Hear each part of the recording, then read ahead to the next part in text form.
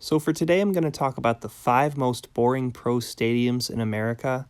I won't rank these, but they all have their own features that kind of distinguish themselves as being boring stadiums. So without further ado, here they are. So first off, we have MetLife Stadium, and this was the most expensive stadium in America when it was built, and it cost well over $1 billion, and I don't really know why. There really isn't much special about it or anything. I mean, the outside is pretty plain, the inside is pretty plain, and you can tell the surrounding area, there really isn't any kind of landscaping or anything to integrate with the outer areas to make it look nice. And you can just see the interior here. It's just real plain. There's no openings in the corners or anything like that. Anyway, it's just a really boring stadium overall as far as the looks are concerned. I wonder if that black cat still lives there. But hey, at least they got their cold weather Super Bowl, which I also thought was pretty stupid. And next we have Comerica Park, which opened in 2000. It replaced Tiger Stadium to many people's distaste. And really, it's not a bad stadium, but it's pretty boring. I mean, there isn't much to see as far as a ballpark experience. You know, it's just pretty standard retro classic style stadium. I mean, they have some party deck areas, but that's kind of standard nowadays in MLB stadiums. And I mean, they got these brick walls to try to make the outfield look a little nicer. And they also have this pretty decent sized scoreboard decorated up a little bit with the tiger sign and those little tiger statues there.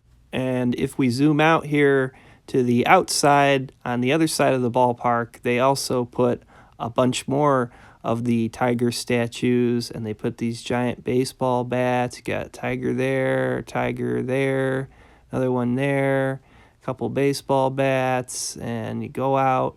And I think it was just to kind of make this place look a little nicer, but honestly, I've driven by it a couple times, and the tiger statues are a bit much, and it seems like they're kind of trying too hard.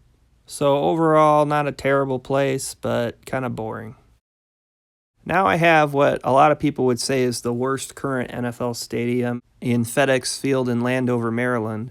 And this was built in kind of that post-dark age of stadiums where it wasn't the dark age of building them, but it wasn't like the better days where they started to get a little bit more elaborate and nice looking. So zooming in here, you can see there aren't any openings in the stadium. It's just an enclosed oval, and you can't see outside from the seats. And the tarps and remove seats just make a boring stadium look worse. And I mean, overall, it's just pretty much a place to see a game, and there isn't much of a memorable experience as far as the stadium atmosphere here, from what you can tell. And like the older stadiums, it's just surrounded by that ocean of parking lot. So next I have Bank of America Stadium, and this one is quite similar to FedEx Field, where it was just that like post-dark age construction, big enclosed oval stadium with no openings and really nothing memorable to see here. It's just seats and a view of the field. They put a statue of a panther in front of the stadium to try to make it look a little more interesting when you're coming into the stadium.